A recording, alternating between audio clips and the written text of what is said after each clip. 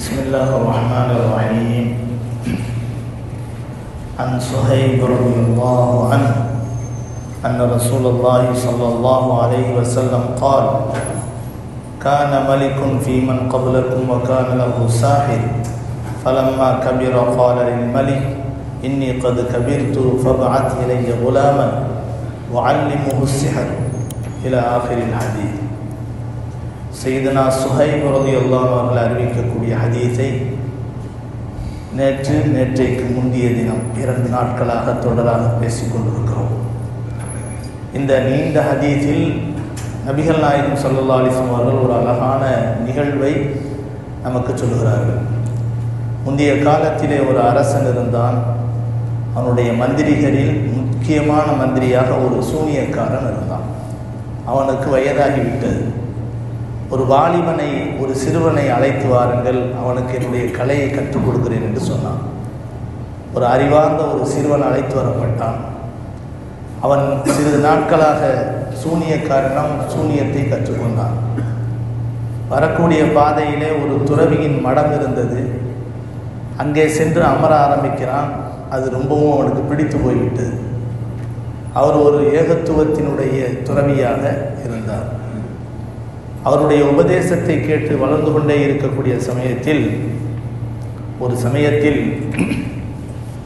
ஒரு காட்டு மிருகம் ஒன்று பாதையிலே படுத்துக்கொள்கிறது. அந்த துறவி உண்மையானவரா என்பதை சோதித்து அறிவதற்காக ஒரு கல்லை எடுத்து அவர் கற்றுக் கொடுத்த அடிப்படையில் இறைவனுடைய பெயரை சொல்லி அடிக்கிறார். அது இறந்து விடுகிறது. இந்த செயலால் மக்கள் எல்லாம் அவர் மீது ரொம்பவும் மதிப்பு கொள்கிறார்கள். அவருடைய புகழ் பரவுகிறது. இந்த நிலையில் அந்த சிறுவர் பல பேருடைய நோய்களை அல்லாஹ்வுடைய நாட்டத்தின் பிரகாரம் குணப்படுத்த ஆரம்பிக்கிறார். மந்திரி பிரதானிகளில் ஒரு கண்டறியாத மந்திரி இருந்தார். நிறைய செல்வங்களை அள்ளி கொண்டு வந்து அவருக்கு முன்னால் கொட்டி, கண் பார்வையை நீ கொடுத்து விட்டால் உனக்கு செல்வத்தை தருகிறேன் என்று சொன்னார்.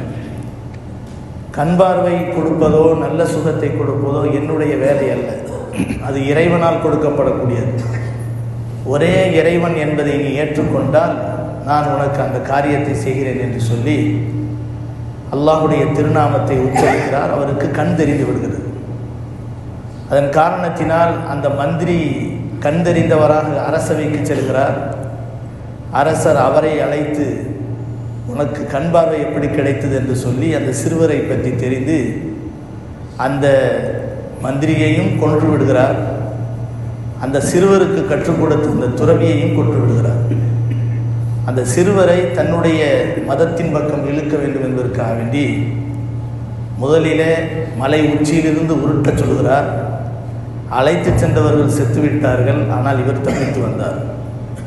கடல் நடுவிலே சென்று தள்ள சொன்னார். கடல் நடுவுக்கு கொண்டு செல்லும் போதே படகு குலுங்கி அழைத்து சென்றவர்கள் இறந்து போனார்கள். இவர் வெற்றி பெற்றவராக வந்தார். இதுவரை நேற்றைக்கு நாம் சொன்னோம். மன்னரை பார்த்து அந்த சிறுவர் கூறினார், இன்னக்க லஸ்தபி காத்திலி ஹத்தா தஃபாலமா ஆமுரு கபி. நான் சொல்கிற விதத்தில் நீங்கள் செய்யாத வரை என்னை உங்களால் கொல்ல முடியாது என்று அந்த சிறுவர் சொன்னார். கால, மன்னர் கேட்டார், மாகுவர், அப்படி என்ன சொல்ல போகிறாய் என்று கேட்டார். கால, சிறுவர் சொன்னார், தஜ்மஉன் நாஸ ஃபீ ஸஈதின் வாஹித். மக்களை ஒரு நாளை குறிப்பிட்டு ஒரு பெரிய மைதானத்தில் ஒரே இடத்தில் ஒன்று கூட்ட சொல்லுங்கள். வத்தஸ்லுபுனி அலா ஜத்இன், ஒரு தூணின் மீது, நடுவிலே ஊண்டப்பட்ட ஒரு தூணின் மீது, ஒரு பேரித்த மரத்தின் மீது என்னை கட்டிவிடுங்கள். சும்ம ஹுத் சஹ்மன் மின் கினானத்தி, என்னுடைய அம்புக்கூட்டிலிருந்து ஒரு அம்பை நீங்கள் எடுங்கள். சும்ம லாஇ சஹ்ம ஃபீ கபிதில் கௌஸ், அந்த அம்பை அந்த வில்லில் வைத்து என்ன செய்யுங்கள். சும்ம வலாச சும்ம கால் பிஸ்மில்லாஹி ரப்பில் குலாம், இந்த சிறுவனுடைய இறைவனாகிய அல்லாஹ்வின் திருநாமத்தை கொண்டு எரிகிறேன் என்று சொல்லி அந்த அம்பை எரிங்கள். சும்ம ரமா சும்ம வல்லா சஹ்ம ஃபீ கபிதின் நாஸ், அதே போல அந்த சிறுவன் சொன்னதின் பிரகாரம் அந்த அரசனும் பெரிய இடத்தில் ஒரு பெரிய மைதானத்தில் எல்லா மக்களையும் ஒன்று கூட்டி அந்த சிறுவனை கட்டி நடுவிலே கட்டி வைத்து அந்த சிறுவனுடைய அம்புக்குட்டிலிருந்து அம்பை எடுத்து அந்த வில்லிலே வைத்து பிஸ்மில்லாஹி ரப்பில் குலாம் என்பதாக சொன்னவராக சும்மரமா அதை என்ன செய்கிறார், அடிக்கிறார். ஃபவக்கஅ ஸஹ்மு ஃபீ சுதுகிஹி, அந்த அம்பு அவருடைய கழுத்தின் ஓரத்திலே அப்படி உராய்ந்து கொண்டு போகிறது. ஃபவலஅ யதஹு ஃபீ சுதுகிஹி, அந்த அம்பு பட்ட இடத்தை அந்த சிறுவர் அப்படியே பிடிக்கிறார். ஃபமாத்த, பிடித்தவராக என்ன செய்கிறார், அப்படியே இறந்து விடுகிறார். ஃபகால அன்னாஸ், இந்த காட்சியை கண்டவுடன் அந்த சிறுவருடைய நோக்கமே அதுதான். தான் இறப்பது இறைவனுக்காக என்பதை நான் மட்டும் தெரியக்கூடாது, இந்த நாட்டு மக்களே தெரிந்து கொள்ள வேண்டும்.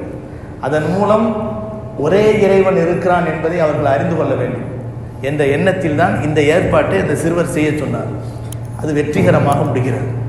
அந்த சிறுவர் இறந்தவுடன் உடனே மக்களெல்லாம் கூறினார்கள், அங்கே நின்று கொண்டு பார்த்து கொண்டிருந்த பெரும்பான்மையான மக்கள் சொன்னார்கள், ஆமன்னா பி ரப்பில் குலாம், இதோ இந்த சிறுவனின் இறைவனை கொண்டு நாங்கள் ஈமான் கொண்டோம் என்று பெரும்பான்மையான மனிதர்கள் ஈமான் கொண்டார்கள். ஃபவுத்தியல் மலிக் ஃபீ ஃபக்கீல் அல்லஹு, அரசனிடத்திலே சிலர் வந்து சொன்னார்கள், அராய்த்தமா குந்த தஹதரு கத் வல்லாஹி நஸல பிக்க ஹதுரு, நீங்கள் என்ன பயந்தீங்களோ அது நடந்துருச்சு. இந்த சிறுவனை கொண்டு நீங்கள் இறைவன் இல்லை, அல்லாஹ் ஒருவன் தான் இறைவன் என்ற ஏகத்துவ கொள்கை உலகத்தில் பரவிவிடுமோ என்று பயந்தீர்கள். அதன் மூலம் குழப்பம் வரும் என்று நினைத்தீர்கள். அதுவே இப்போது நடந்துவிட்டது. கத் ஆமனன் நாஸ், மக்கள் எல்லாம் என்ன செய்தார்கள், நிறைய பேர் ஈமான் கொண்டு விட்டார்கள் என்று சொல்லி அந்த மன்னனிடத்திலே சொல்லப்பட்டது. ஃபஅமர பில் உஹ்தூதி பி அஃப்வாஹி ஸக்கக்கி ஃபஹுத்தன், மன்னன் அந்த மக்கள் ஈமான் கொண்டவர்களை தடுப்பதற்காக வேண்டி ஒரு பெரிய நெருப்பு குண்டத்தை தயார் செய்தான். அதை சுற்றிலும் இருக்கைகளை என்ன செய்தான், ஏற்பாடு செய்தான். ஸ்டேடியம் மாதிரி நடுவிலே நெருப்பு குண்டம், சுற்றிலும் பெரிய இருக்கைகள். ஊதிரிம ஃபீஹன்னா நீரான், பெரிய நெருப்பு தீ மூட்டப்பட்டு கொழுந்து விட்டு எரிய வைக்கப்பட்டது. வக்கால், உடனே அரசன் அறிவிப்பு செய்தான், மல்லம் எரிஜி அன் தீனிஹி ஃபஅக்மிஹு ஃபஅக்ஹிமூஹு ஃபீஹா, யாரெல்லாம் தன்னுடைய சொந்த மதத்திற்கு திரும்பவில்லையோ அவர்களெல்லாம் இந்த நெருப்பு குண்டத்தில் தூக்கி வீசப்படுவார்கள் அப்படின்னு சொல்லப்பட்டது. அவ் கீல லஹு இக்தஹில் ஃபஃபஅலு, அதே மாதிரி என்ன செய்தார்கள், பெரிய நெருப்பு குண்டத்தை தயார் செய்தார்கள். நெருப்பு மூட்டப்பட்டது. அதை பார்ப்பதற்காக வேண்டி மந்திரி பிரதானிகளும் முக்கிய பிரமுகர்களும் ஸ்டேடியம் மாதிரியான அந்த சுற்று இருக்கைகளிலே அமர்ந்து கொண்டு என்ன செய்கிறார்கள், பார்த்து கொண்டு இருக்கிறார்கள். ஒவ்வொருவரையும் நெருப்பில் போட போட அதை பார்த்து குதூகலித்தவர்களாக சிரித்து கொண்டு இருக்கிறார்கள். ஹத்தா ஜாஅத் இம்ராஅத்துன் வ மஅஹா, ஆனால் யாருமே ஈமானை விடவில்லை. உண்மையிலே ஈமான் கொள்ளக்கூடியவர்களுடைய தன்மை என்னன்னு சொன்னால், உலகத்துக்காகவோ வேறு ஒரு நோக்கத்துக்காகவோ அல்லாமல் ஒரே இறைவன் என்ற விஷயத்தை அறிந்து கொண்டு சத்திய இஸ்லாத்தை ஏற்றுக்கொண்ட யாரும் எவ்வளவு பெரிய கொடுமைகள் வந்தாலும் எவ்வளவு பெரிய இன்பங்கள் வந்தாலும் ஈமானை விடமாட்டார்கள். அந்த ஈமான் உண்மையானதா இல்லையா என்பதை அறிந்து கொள்ளக்கூடிய விஷயமே என்னன்னு சொன்னால், உண்மையிலே அவருக்கு ஏற்படக்கூடிய சோதனை அல்லது இன்பம் எந்த ஒரு விஷயம் அவருடைய உள்ளத்தை அசைத்து விடாது. அந்த அடிப்படையிலே அந்த சிறுவனுடைய நிலையை பார்த்து சத்திய மார்க்கத்தை விளங்கி கொண்ட அந்த மக்கள் ஈமானை ஏற்றுக்கொண்டதால் யாருமே ஈமானை விடவில்லை.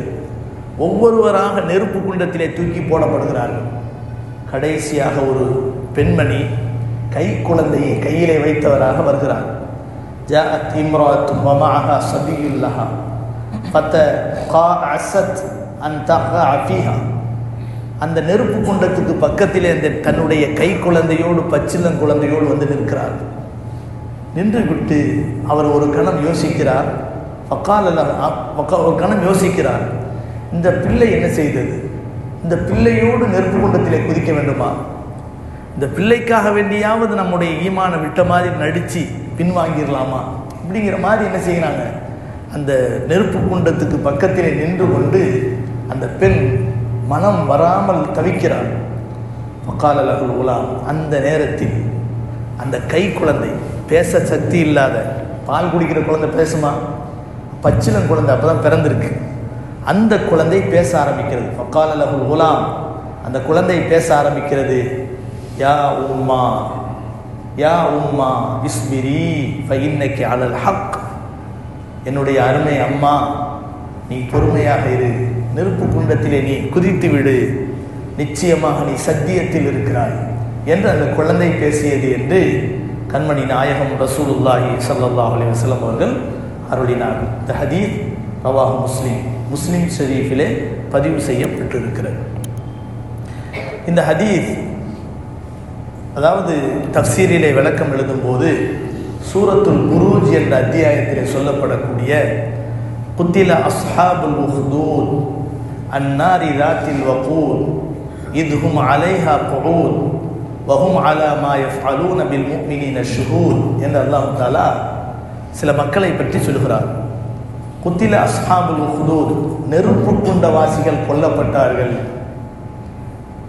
ராத்தில் வகூத், கொழுந்து விட்டு எரியக்கூடிய நெருப்பு குண்டவாசிகள் கொல்லப்பட்டார்கள். இதுவும் அலைஹா குஊத், அந்த நெருப்பு குண்டத்திலே அவர்கள் போடப்பட்ட சமயத்தில் சுற்று இருக்கையிலே அமர்ந்தவர்களாக அவர்கள் அந்த காட்சியை பார்த்து கொண்டிருந்தார்கள்.